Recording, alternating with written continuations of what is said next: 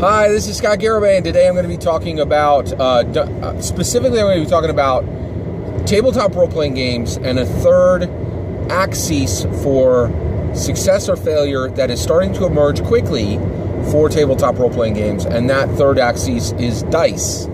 The other two axes are setting and world, okay? Now, one of the things that, so basically there have always been two axes for success or failure on a tabletop role-playing game, and that is what's your setting, what's your rules. And now quickly emerging is a third axis, dice. Now I can hear people already saying, well, isn't dice simply a component of rules? And the reality is, I think we used to think of that way. That was the common understanding previously within tabletop role-playing games, and that understanding is quickly unraveling, right? So one of the things that's prompting this is the new Legends of the Five Rings. Fantasy Flight Games has picked up Legends of the Five Rings. It is the 6th edition of the game, and Fantasy Flight Games already had a set of narrative dice, which are called the Genesis dice. They could have easily swept Legends of the Five Rings into the Genesis system and made it a setting which would be playable with their existing, already very unique narrative dice, the Genesis dice, right? But they said, no, we're going to create a unique set of dice that will only be used for Legends of the Five Rings. Black D6s, white D12s, with 4 symbols on them, and those 4 symbols are success, strife, opportunity, and explosive success, right? And each of the symbols are in red on these dice, and they very evocatively bring forward the setting of Legends of the Five Rings. And they're beautiful. They really are a beautiful set of dice. And when you look at those dice, you see the setting, right? That is powerful. That is incredibly powerful, right? But I was also, so I'm always reading new tabletop role-playing games. Like right now, I'm reading Overlight, I'm reading Legends of the Five Rings, and I am reading Operators, right? So Operators is a brand new tabletop role-playing game. It just came out.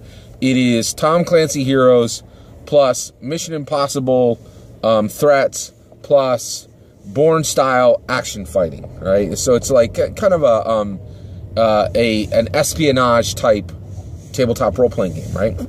Now, what really amazed me about Operators is Operators uses fate dice, fate fudge dice, blank, minus, plus, right? D6s, 2 sides blank, 2 sides plus, 2 sides minuses, right? But get this, it is not a fate rules game, right? It is not a fate rules game. In fact, in the comments section on DriveThruRPG, somebody said, why isn't this fate? And Kyle Simon, the creator for Operators, said, I wasn't comfortable making it a fate game. It just uses fate dice. It's not a fate rules game. I'm like, what? What? Like, wait, what? This is very unusual. And I actually, I put something up on my Facebook page, and a knowledgeable TRPGer came in. This is not unprecedented. There are other games that have done the same thing, used other games' dice without using their rules, right? And I was thinking about it, and with the really very quickly rising number of games that are using custom dice, because it is much cheaper to do, I think it's for several reasons. One of the biggest things is it's easier to make these custom dice. In fact, basically because of international factories, it's easier than ever to get these really unusual custom dice. There's also tons of companies now making, with these 3D printers. And so, like, there's just a lot of ways to get these really unique, super unique dice. And also we found that there's this incredibly robust, there is a robust market for these super unique, weird, wonky dice, right? So the whole point is, I really feel like we are really in a golden age of tabletop role-playing games. There are new tabletop role-playing games coming out every single week at this point. Every single week. If you just go over to DriveThruRPG, and I'm not talking about Sourcebook, I'm talking about brand new tabletop role-playing games that are, that have new settings, new rules, new dice are coming out every single week. And if you want to, deal with all three of those axes, at least every single month. And so there's well over 1,000 tabletop role-playing games. And we really are looking at a market that it would be very easy to say is saturated. I think the supply for tabletop role-playing games far overwhelms the demand, right? And I'm certainly in this boat, and I think probably every single one of you out there own tabletop role-playing games that you would love to play more of, but just simply don't have time, right? So, we've really reached this point where we just have so many tabletop role-playing games. Okay, so let's talk about these axes, right? This has always been a major issue in tabletop role-playing games where you can get excited about a setting, and then the game gets delivered and the rules are cockeyed, right? A perfect example of this, the most iconic example of this in all of TRPGs is Shadowrun. Shadowrun is almost universally known as being a game that has one of the most compelling, awesome worlds and about the worst set of rules attached to a good world, right? It is notorious. It has also gone through 4 editions, right? And since the early 90s, right?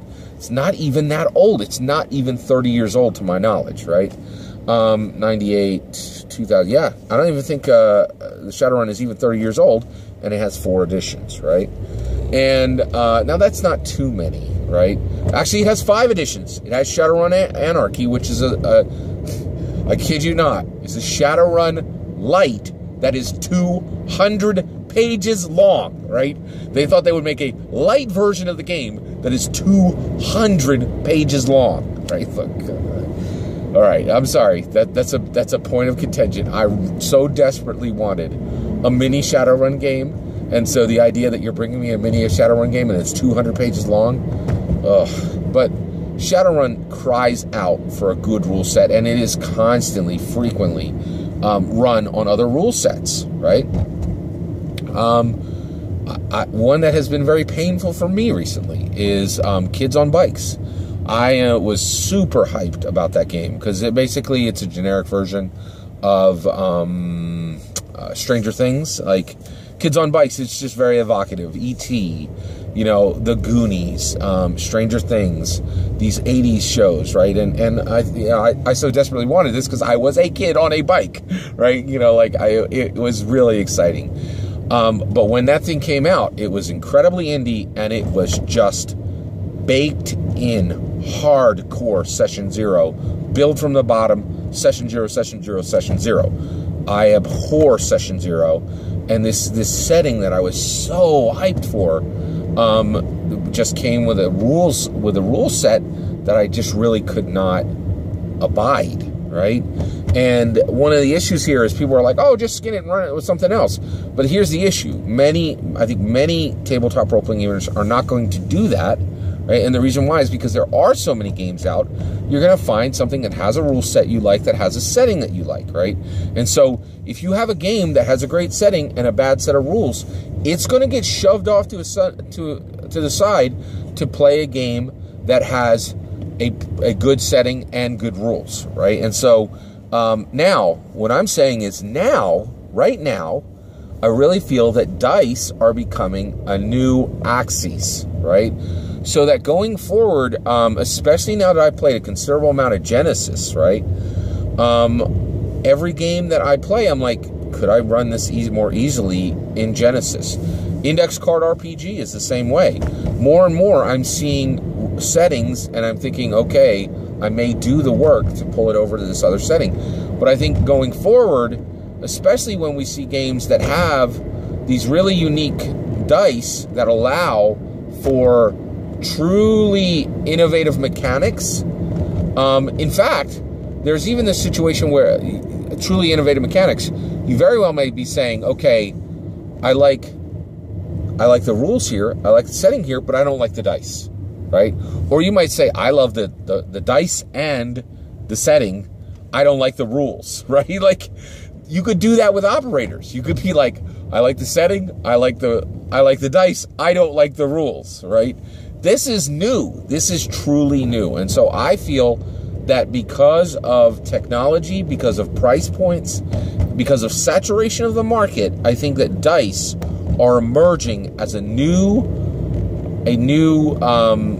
success failure axis for tabletop role-playing games. And this is truly fascinating.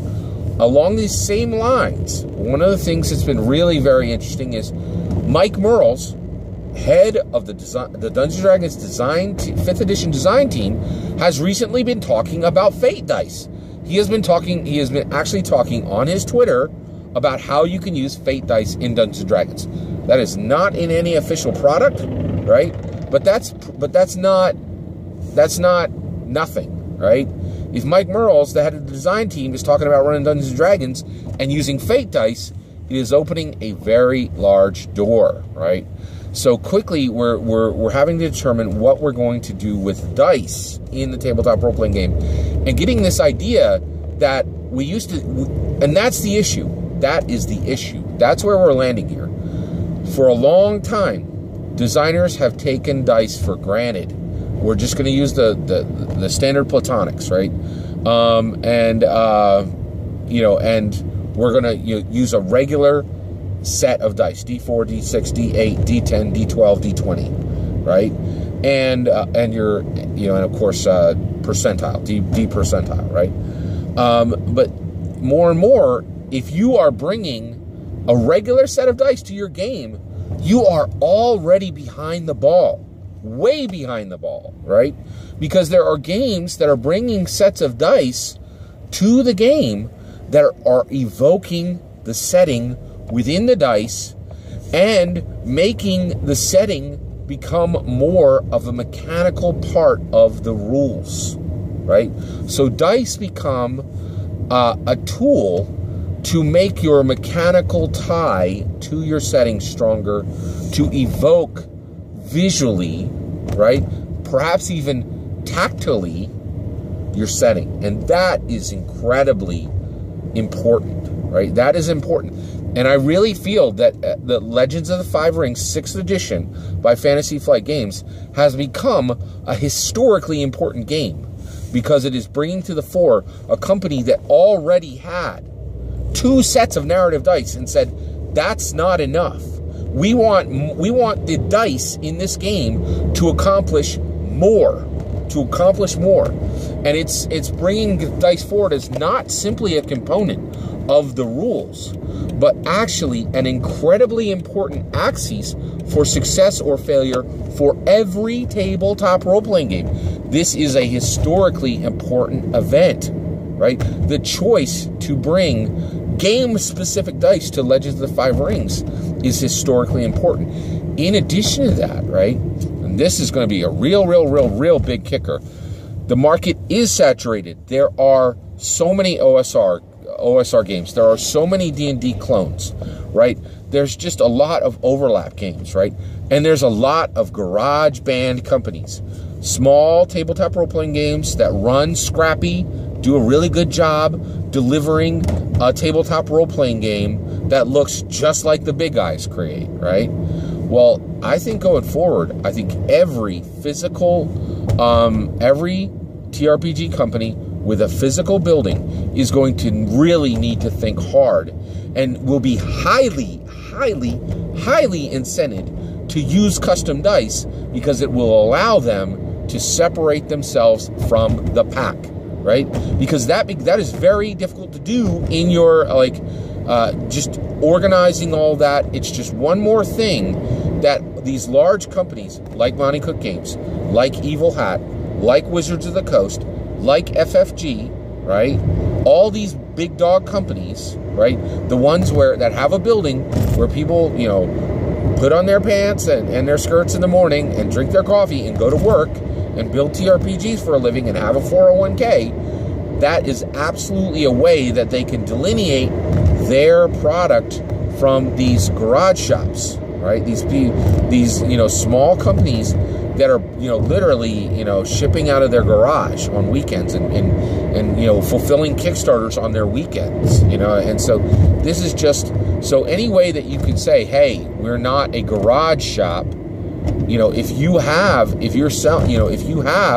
staff, you're going to need to make your product look like you have staff. You know what I mean? Like permanent job, 40 hours a week, real staff. You know what I mean? And so this dice axis could be a very, very, very big thing going forward. And I really also think, like, here's a perfect example.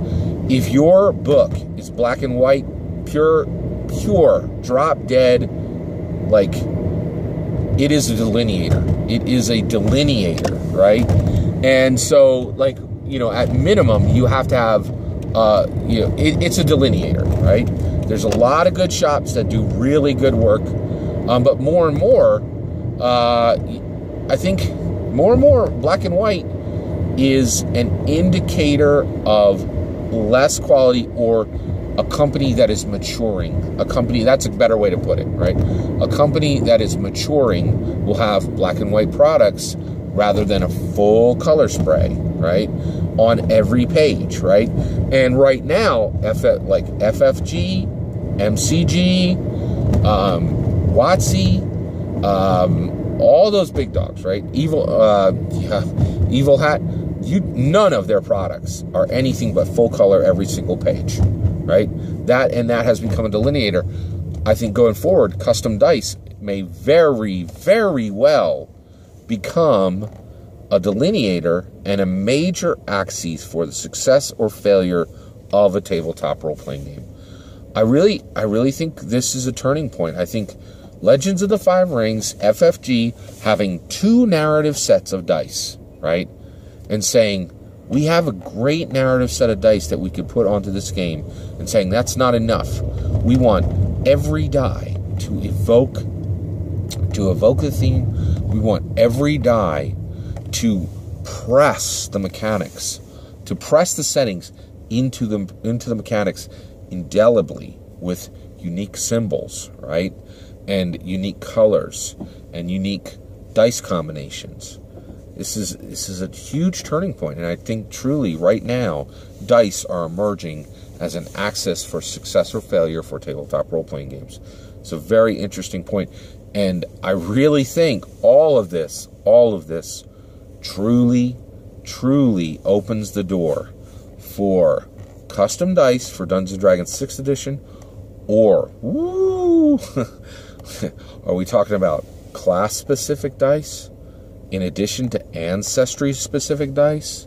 You get, you know, certain dice are you know, you can only you purchase them and you run them because you're running a dwarf, right?